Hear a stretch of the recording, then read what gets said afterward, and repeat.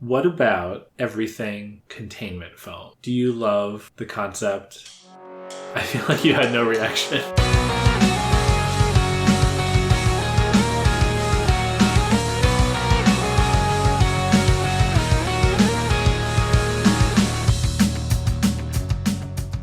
Welcome to Inchworm, the podcast in which we're inching through worm. I'm Jenny. And I'm Ted. We read Tangle 6.5. Very exciting chapter. Ooh. I feel like we've had several arcs like this where it's been like a few like chapters where they have conversations and like interpersonal stuff happens and then they dive into action. Yeah. This one they literally dove into action. Yeah. Jumped off a balcony. It's definitely a pattern. Yeah. And it's Arc fun. 2 arguably doesn't have that, but you at least get the Taylor bitch fight. It's true. Which is like yeah, the it's a equivalent. little bit. I mean, but her every other joining the arc- Undersiders is the big thing in that arc. Yeah. Yeah, I hope that there's also a pattern of Taylor and the Undersiders getting out of situations alive, unarrested. Yeah, looking less and less likely. But Yeah. But here's what I have to say about that. I mean, I am extremely worried, to be clear. They've attacked this gala. It's all, very worrisome. And this chapter leaves them at a point where, like, Armsmaster has just, like, destroyed their attacks and defenses. He's just really, taken all of their weapons off the board. But I think it's hubris. yes. And I think things just like, they were doing so well, and things just like plummeted off a cliff when Armsmaster fought back, and now Miss Militia has Regent hostage, and it's all looking really bad. But like, clearly they have to come back from that, even if they end up in a worse situation. Right. Eventually, so you're they're going to come back from this another moment. high. Yeah, they're not just at going to get some point. arrested and let off from this. We're going to at least have some struggle, some back and forth. That's what I'm expecting. Well, that would be very exciting to read. I mean, we'll see. But Yeah. but we're getting ahead of ourselves, Yeah. talking about the next chapter. I mean, this chapter was very exciting to read. I said last time, I think, that I was really looking forward to seeing what they did and how they put a plan into action. And this really rewarded that expectation. This was exactly the kind of, like, creative action scene I was hoping for. Nice. They really had a great plan and have been doing really well so far. It was so much fun to read. So let me tell you what happens in it. Please do. We start. They're on top of this 32-story building. Next to the building where this gala is being held, Taylor is sitting on one of the dogs in giant form. Next to Tattletale, the other Undersiders are there and the other dogs. Apparently they have been waiting for the dogs to grow, which has taken a while. And now they're ready to go, so the dogs jump off the building. What? Onto the roof of this, I guess a few stories down, this place where the gala is being held. The first dog hits and sort of cracks the glass, and then the second dog hits with Taylor and Lisa on it, and the glass breaks, and then Alec also lands on his dog. They're all in there, 3 dogs are in there, and everyone's screaming. They've just crashed into the middle of this gala. And of course, there are so many capes here, so many heroes, most of the Protectorate, a few of the wards, we have Glory Girl, possibly some of the rest of New Wave, who knows, and an entire PRT squad, like, on active duty with their foam packs ready to go. I mean, I saw that and I was like, oh crap! That's what the PRT is for, taking down supervillains. So, of course, Brian immediately fills the room with darkness. Alec lets loose the side bags on the dog he was riding, I think Angelica, which are full of Taylor's bugs. Classic. Good to have bugs. bugs. Such a great move. She spreads her bugs throughout the room. Gru spreads his darkness throughout the room. Gru and Tattletale and Taylor head for the PRT squad and cut off their packs. So they disable the squad. Taylor cuts the line on one of the packs under cover of darkness. She sneaks up, does the knife thing as soon as the darkness lifts. And they're able to bury one guy in foam and kind of knock the others around. They manage to wrestle the weapons off the other 3. So Gru, Tattletale, and Taylor each have packs of foam. Amazing. And then Gru lifts the darkness strategically, first from the wards, and they take out all the wards. Shadowstalker really puts up a fight. Apparently her abilities let her, like, slip through the foam better than the others. At some point in the fight, she like halfway escapes and Taylor has to foam her again. So the wards and Glory Girl are out. Then he lifts the darkness from some of the actual Protectorate members. They're able to take out Assault and Battery. There's some cool combat stuff where we get to see their powers. They take out Triumph. He gets in a bunch of, like, he does, like, sonic attacks. He gets in some sonic attacks, but then they do take him out. And then Armsmaster happens. He shoots Taylor with something that, like, some sort of electromagnetic thing that takes out her foam pack. And then he does the same thing to Gru and Tattletale. And then he does something that knocks all of Taylor's bugs out of the air. And Gru says something about how, like, you've been moving like you can see through my darkness. And Armsmaster's like, yes, I've been studying your powers. You were defeated the moment you stepped in this room. And then Miss Militia shows up holding Regent, you know, by the neck or the arm or whatever, with a weapon pointed at him. She's holding a machine gun, I think. And Regent doesn't have his scepter, so he doesn't have his taser. And that's the note the chapter ends on. They're like, oh, crap. Yeah. He hasn't taken out the dogs, but he kind of warned them. He's like, don't have your mutants come after me. I'll take them down. He does it in the most pompous way. Yeah. It's great. It's good stuff. Yeah, I mean, it's very exciting. I have to say, I didn't give Armsmaster a lot of credit earlier in the narrative as actually being good in combat. Like, he really didn't do a great job handling Taylor. He screwed up that whole thing with Lung where he almost got him killed by accident. You know, he wasn't coming off as super competent.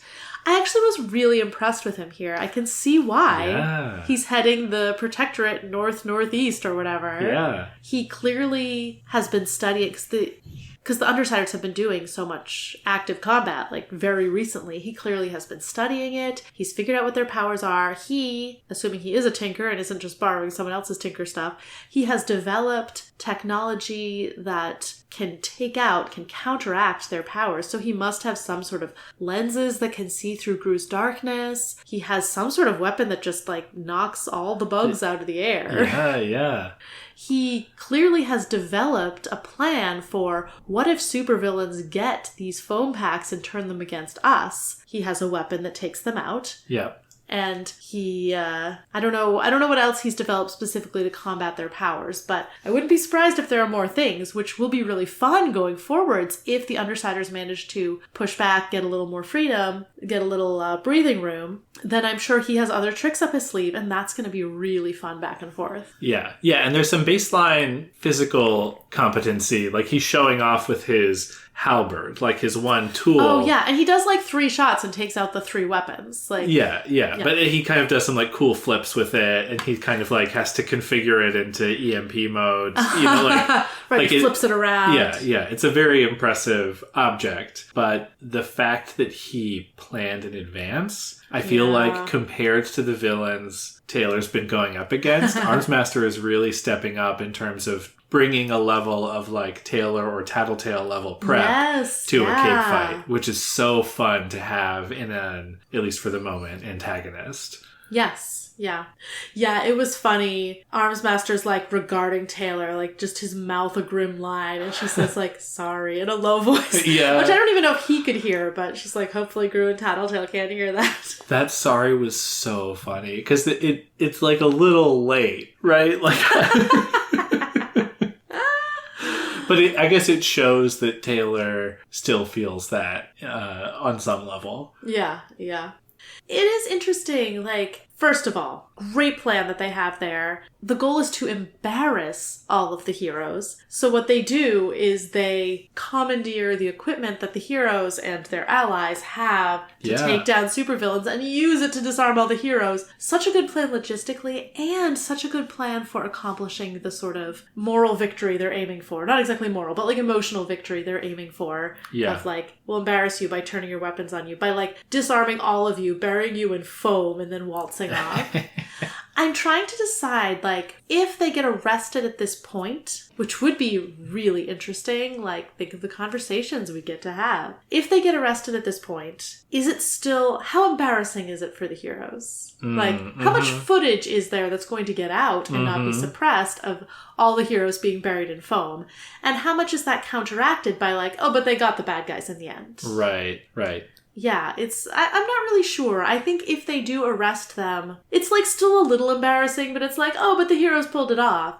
Whereas if the villains get away at this point, like, the heroes will be scrambling to suppress this footage because it's so humiliating. It could be, maybe it's not embarrassing for the heroes writ large, but it could be, like, extremely embarrassing for, like, Glory Girl. Or, you know, one of the Protectorate Glory Girl is going to care members. So much. Yeah. Yeah, it's delightful. Like, Glory Girl is there out of costume, right? Because it doesn't matter for her. She doesn't need to be. Right. And then she gets, you know, shrouded in darkness until it's the right time, and the darkness lifts, and Tattletale says, "Hey, Glory Hole," and you know, covers her in foam, and that's it. That's, you know, she's completely taken out. Yep. Just so funny. There are lots of good moments. You mentioned the one with Shadowstalker too, where like Shadowstalker is a little resistant to the foam, gets buried, and then later Taylor's like, "Oh, Shadowstalker," like, because she can kind of like phase out herself, a little bit. Not quite solid. Yeah. That seems to be what is behind it.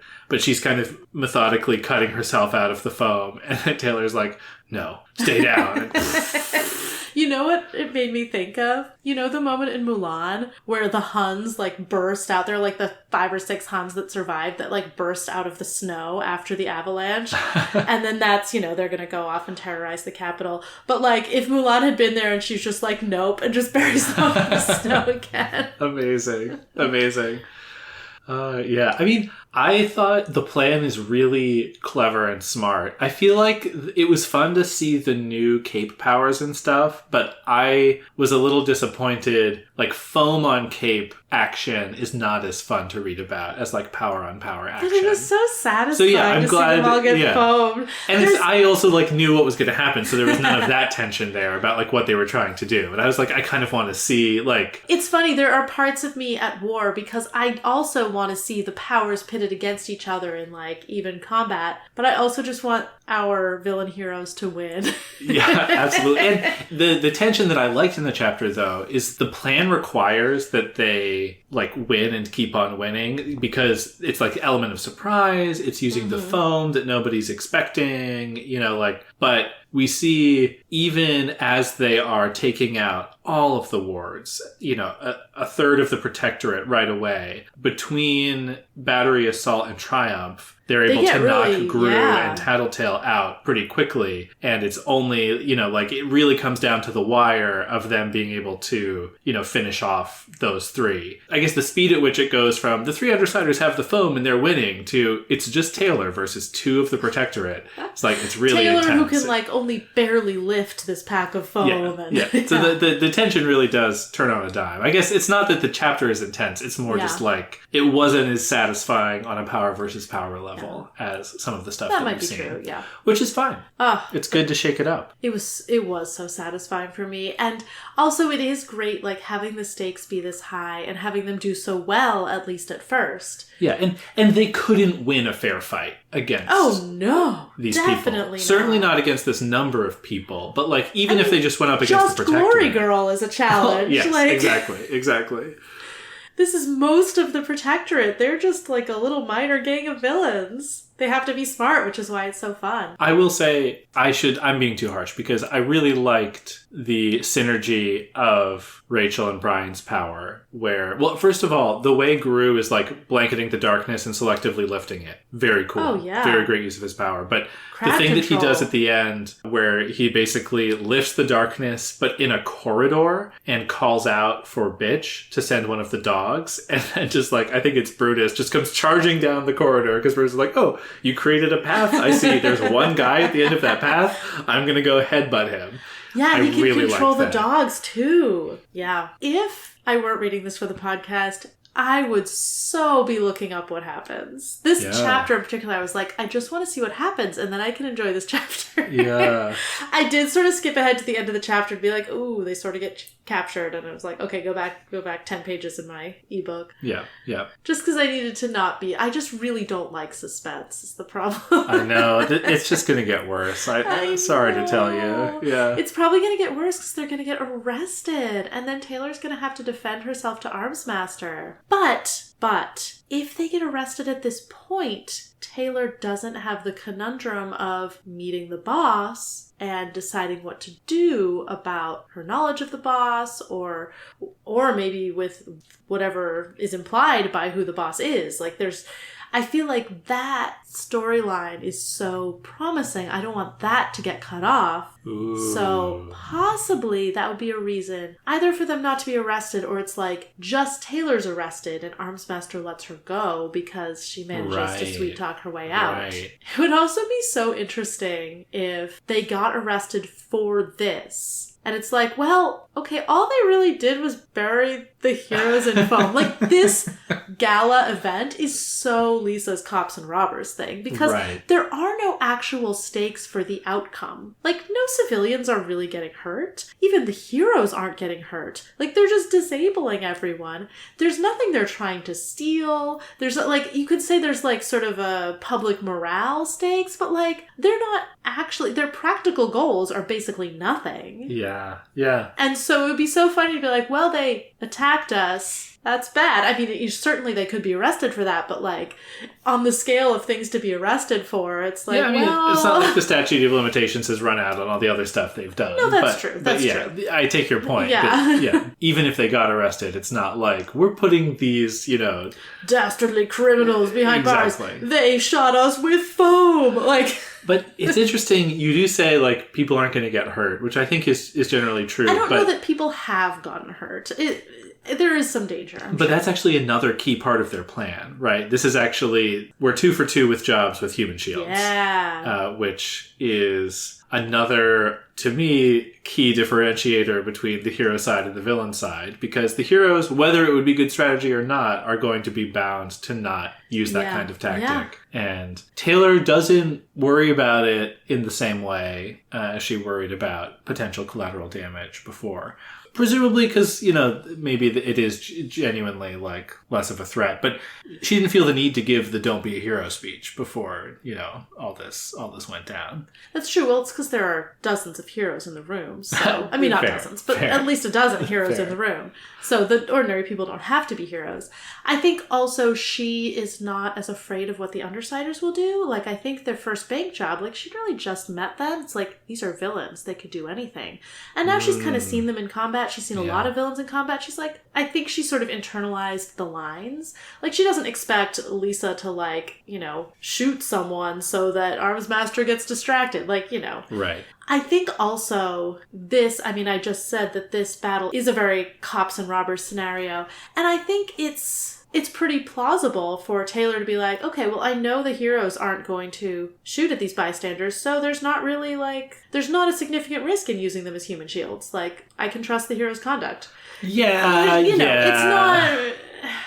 I can see how it's not the same as what the heroes would do, but it feels like it's like, yeah, the heroes have this limitation on what they can do, so it's safe for us to use these people as human shields, is certainly how Lisa would defend it. Yeah, but it's the consequences thing of, like, if somebody did get hurt. Certainly someone could accidentally get hurt. Yeah. There's action happening around a lot of squishy humans. Could happen. Yeah. The other thing I'll say, taking us to a new topic, is Emma is here. That's right. Emma's there. Apparently she looks really scared. Right. Scared shitless is Taylor's first impression of her. She's here. She has an older sister. She's here with both of her parents, I think. But there was a little moment where, Emma's a non-factor, but... That's true. I'd kind of forgotten she was there. Taylor thinks, it certainly wasn't conscious if more of the stinging and biting insects went off in Emma's direction. So, 2 questions for you, Jenny. One is, does that mean she's intending to sting and bite people generally? And 2, is she being honest about that? Or is this Taylor finding an excuse where she can have her bugs attack Emma? The way that was phrased... It was certainly being a little bit, funny, coy about it. Maybe I sent more in her direction. Oh, well.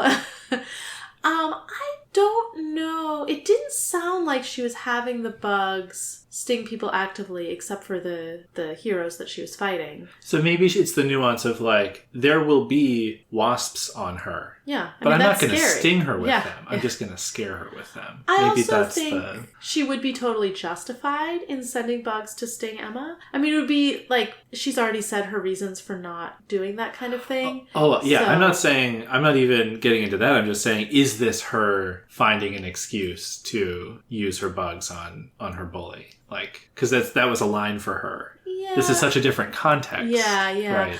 I don't think super actively. Yeah. I will also say, you said Emma is a non-factor here. I'm going to say, so far.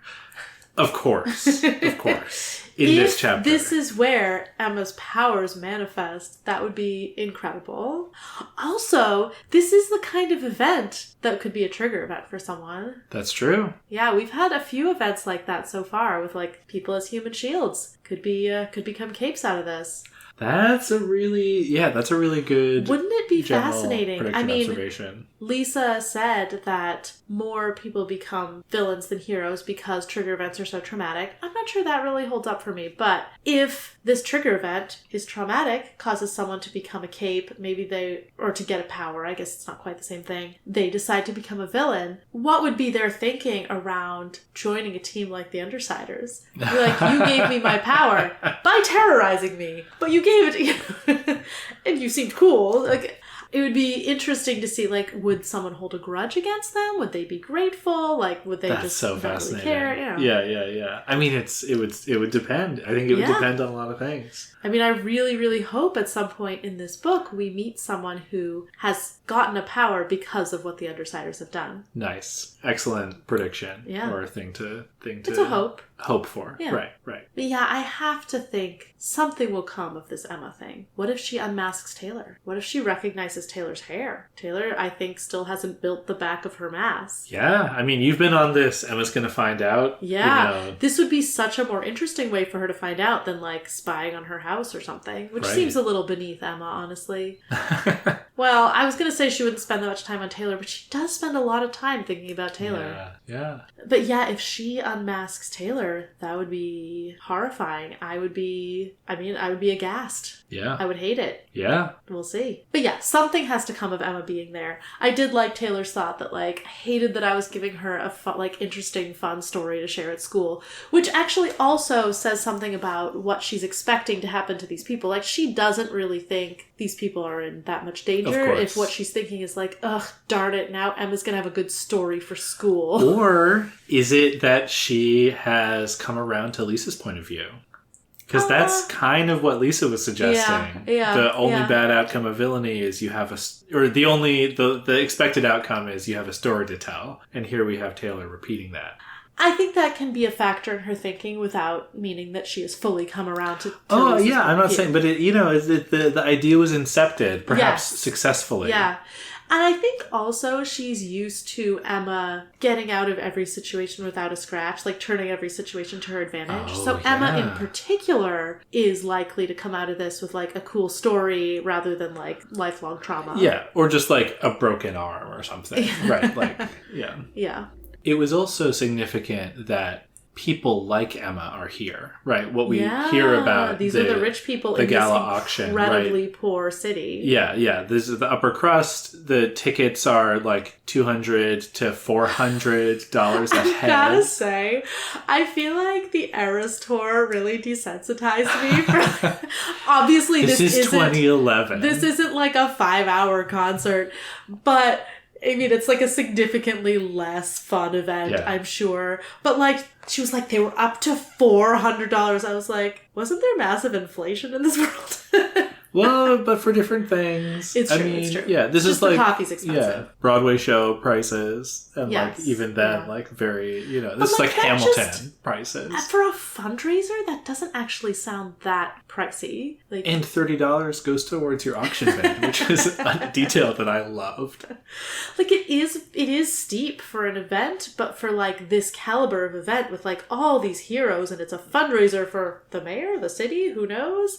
Like, that that didn't, I was expecting it to be like over $1,000 by the time they finished looking at tickets. Yeah. But again, it is 2011, so. Yeah, and I mean, but the point is though, these are all the like. Oh yeah, this is the snotty rich people. Yeah, this is the 1%. And Taylor hits that beat again where she looks around and she's basically like, yeah, like lots of people in uniform. I see the suits, the dresses, the costumes, right? Hitting this beat of like everybody came dressed up. Both the people with powers and not, which is something that a beat that we've had a few times. Yeah. People being in disguise, people presenting themselves. I feel like it hasn't struck me as a super emotionally or thematically significant element of the story. So I'm curious about where the story is going that you're picking up on this thread so much. Oh, yeah. I don't know.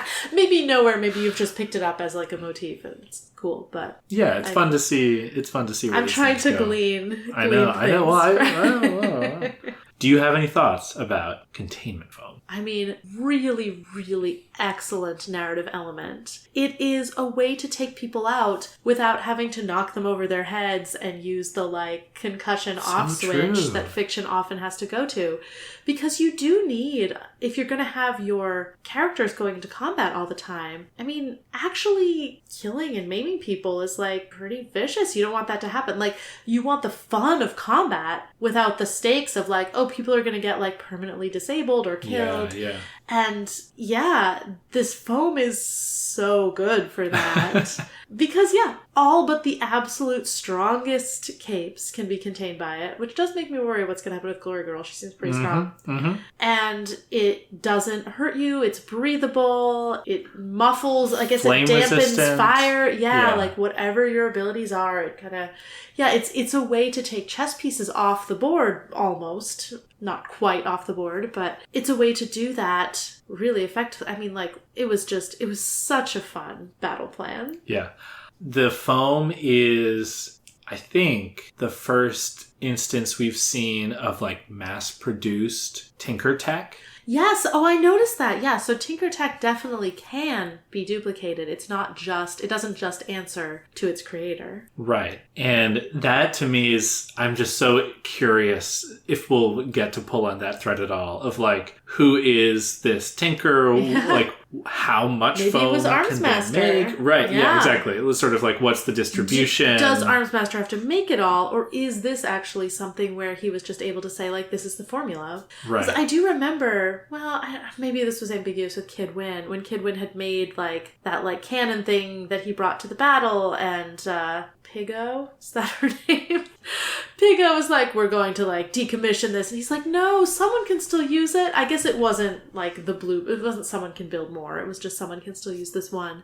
So, yeah, I guess we still don't know whether there are tinkers who can advance science such that other people can Right. Yeah, I guess the question efforts. is, like, how involved is the tinker in creating more foam? Yeah. And it, again, just, it's, like, my hat is off to Armsmaster for him having recognized, like, oh, this is a piece that we have on our side of the board, but it's a really dangerous one, and I need to be able to combat this if it's ever turned against us. Yeah.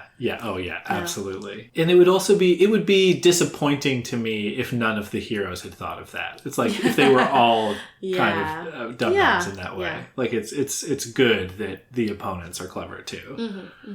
Speaking of the opponents, did you have any thoughts about the new capes we got to see on the battlefield? Battery, Assault, and Triumph? Well, Triumph is basically a howler from the Animorphs, so that was cool. Oh, yeah. Sound Sonic weapon. He's got a lion gladiator theme, because he goes, bah!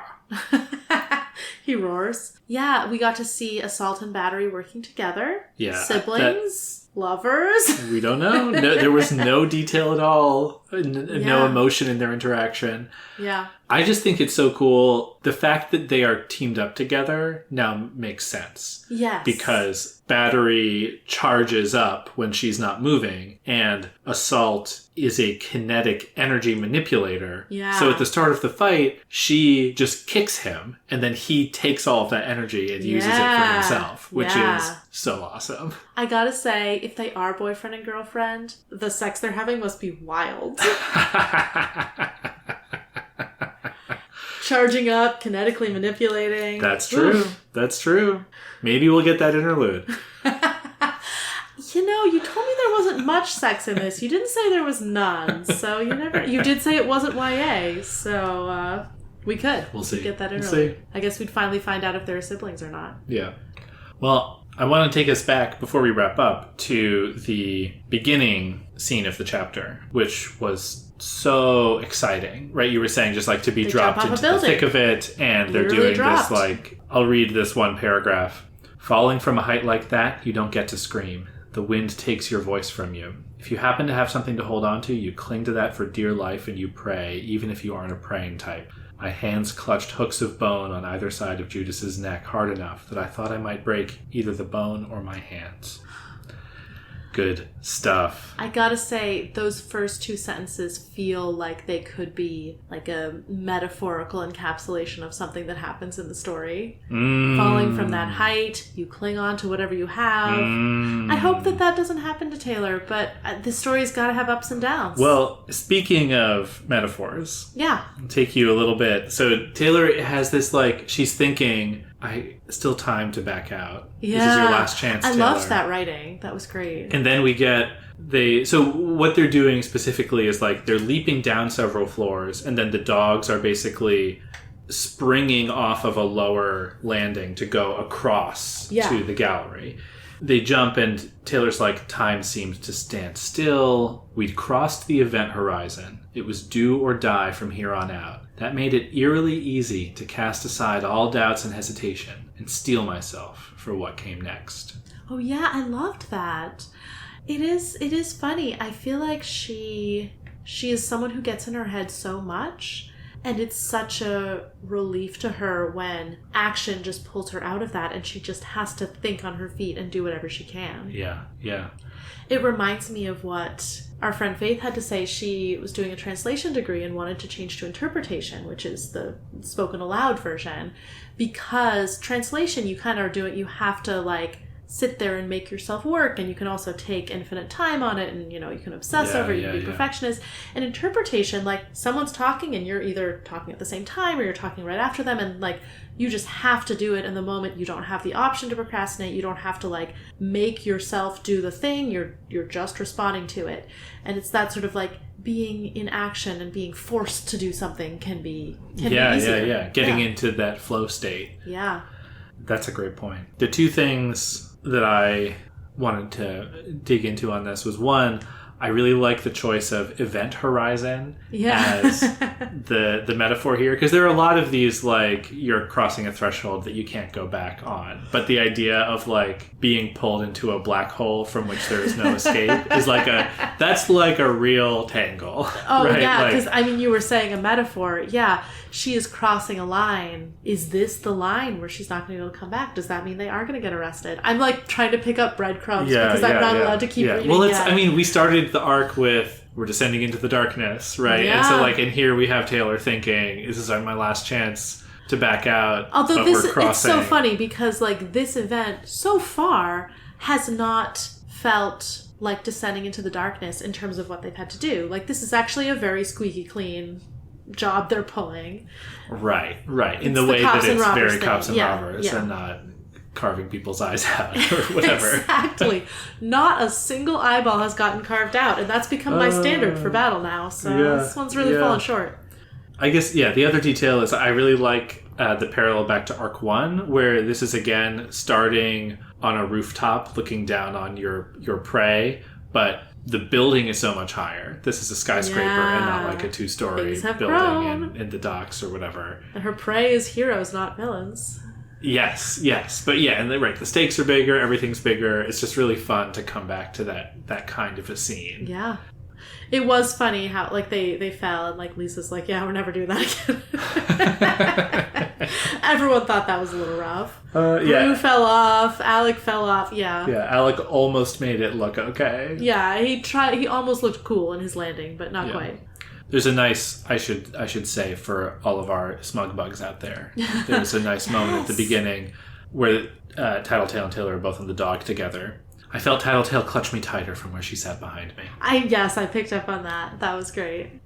I wonder... Well, no, Tattletale has had a lot to do in this battle. Regent hasn't done anything that we've seen.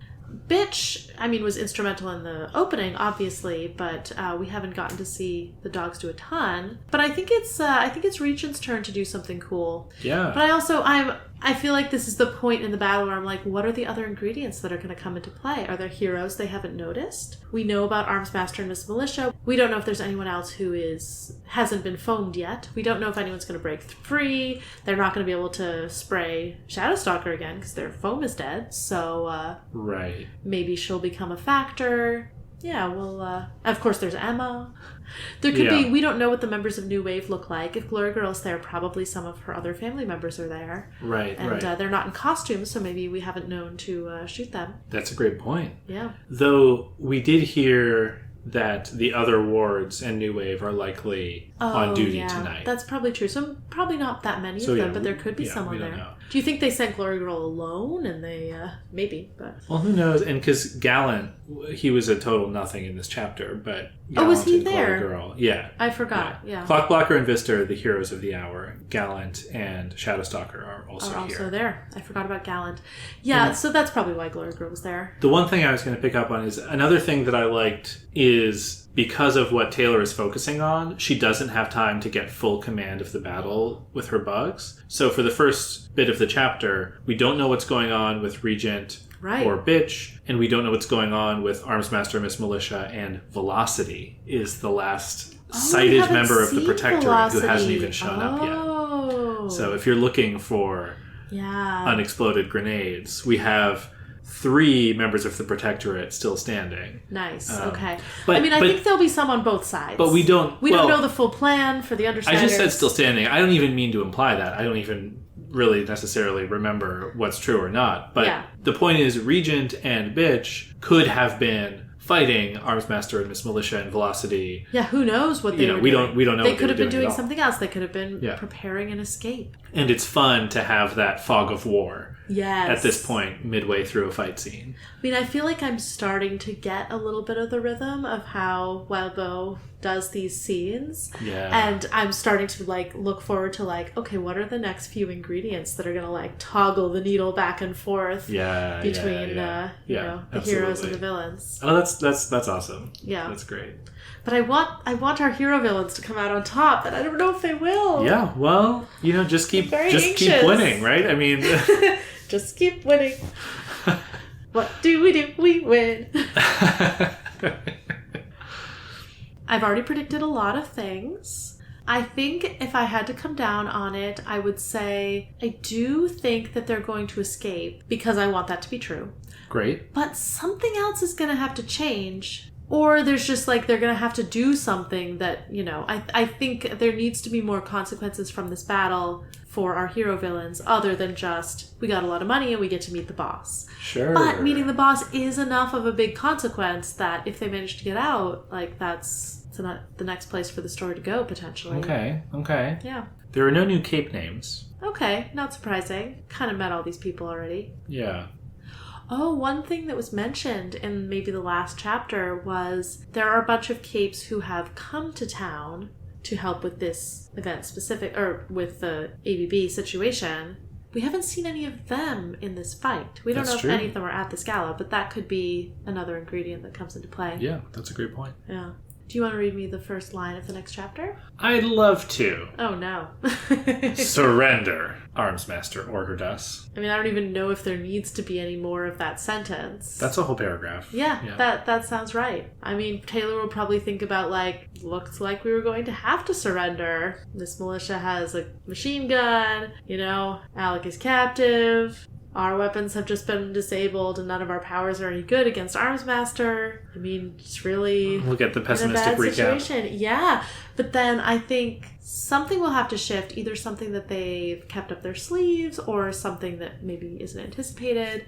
Regent does still have his powers. Correct. Even if he doesn't have his taser. I don't know how much use that will be against Miss Militia in this moment. I'm kind of expecting him to just be able to get out of that, but we'll see. She is presumably experienced and competent, so she might be able to stop him from doing that. Maybe they'll try that but then they'll have to do Question something else. How much has Armsmaster told Miss Militia about what all their powers are? That's a good question. He has apparently not told the other members of the Protectorate about Taylor, at least if he has, Tattletale hasn't picked up on it or hasn't said anything. So possibly he's been kind of stealthily preparing. Yeah. Because he has this extra information about Taylor. That's a fun... I gotta ask, since you brought it up, why not? Why hasn't he just told the rest of the Protectorate? Yeah. Or what's Armsmaster thinking retailer? That's I guess, what I want to ask. He knows that she was telling the truth about her intentions. So, I wonder if... Yeah, so he doesn't think, wow, she was just selling me a story to get me off her back and to make me think she wanted to be a hero. I think he probably doesn't know if she's crossed over into like... Because I think he thinks like, wow, I was so right to be worried. Look at what she's doing with these people. Like, she's so stupid thinking she can enter this situation and extract herself, which I agree. I think that was stupid. And he's probably like almost like, parents seeing their kids go off the rails, but like without that level of caring about it, just being like, oh, or like almost like, hearing about a neighbor kid you grew up with and being like, oh, they're in bad shape now. Like, yeah. Wow, they're really going off the rails. And I think he's probably like, feeling very like stern and righteous about it and like, look at what you've been doing. This is completely unacceptable. Yeah.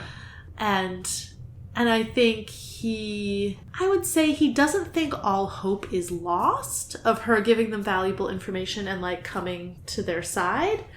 But I bet he's pessimistic about it. Sure. And I think even if she did do that, he would still be very angry about the stuff that she's done. And, I don't think he has any respect for her judgment or her plan here, based on what we saw in that last conversation. But I wonder if there's an element at play that we don't know about that makes him particularly eager to bring the Undersiders down. He has been studying them really carefully. They have been very successful of late. They've really been going up in the world in an evil sense. They were instrumental in bringing down the ABB. They robbed that bank. Like, they've been doing very well. And I wonder if he knows about the boss. Ooh. I don't know why he would, but like I wonder if he has a reason to be like especially invested. Like, be like, wow, Taylor's doing such a stupid thing. It's probably not going to work out, but like, I'm really, like, the chance of it working out is worth me not blowing it up by just telling the other Protectorate members. It's also a point of leverage that he can use at any time. Like, it's sort of we talked about him like being prepared. Like, maybe he just sees it as like, well, it's a point of leverage he has over the Undersiders, which could be useful for a lot of different reasons. Like that he could reveal Taylor's betrayal or intended betrayal, or try to get Taylor to do something. Yes. Right. Yes. It's a point of leverage over the Undersiders. Right. If he doesn't burn Taylor's cover, he might be able to get in with Taylor and, Right. Yeah. Right. Taylor is potentially a potential ally, even if he thinks she's being stupid. I feel like from what I saw from him in that conversation with her most recently, he's not good enough at people management to do that, but maybe he was just in a really bad mood because he lost his leadership or whatever. I love how much of a pompous tool he is. Oh my gosh. Just all of his little speeches and things. Like, I feel like this was over from the moment he can't come out on top. Even if he comes out on top, like, in this evening, I feel like if Taylor gets taken... Okay, this is what I want to happen. Yeah. Taylor gets arrested, just Taylor. They get to have a conversation where she's like, no, I'm so close. Like, I'm so close. And he's like, well, I can't just let you go. And the Undersiders break her out. Oh, that would be so satisfying. So embarrassing for the heroes. Yeah. But Armsmaster kind of lets it happen because he's like, oh, fine, she's so close. Yeah. That would be awesome. Yeah. And I think that is one reason, like, we just had her decide, like, yes, I will turn them in. Even though emotionally it doesn't really make sense for her, but that means that if she gets arrested and she has to talk to Armsmaster, he will be able to see that she still thinks she's telling the truth. Because she's like, yeah, no, it's been tough. I am in some ways emotionally compromised, but I did this mission because it was going to get me closer to getting the information that I need, and I'm so close. That's amazing. Yeah. That's amazing. I love that angle on it. Mm-hmm. That she's just over the line enough that she can convince Armsmaster's like lie detector or whatever. Oh my god. I love that. Yeah. I love that a lot. Yeah. All right, well, I guess we'll see if that's what happens. Good stuff, yeah. We'll just have to keep reading. Next time. On Inchworm. Worm is a web serial by J.C. McCrae. You can read Worm at parahumans.wordpress.com and support the author at patreon.com/wildbow. Follow us on Tumblr and Blue Sky at Inchworm Podcast, or find our Discord link and any other updates on inchwormpodcast.com.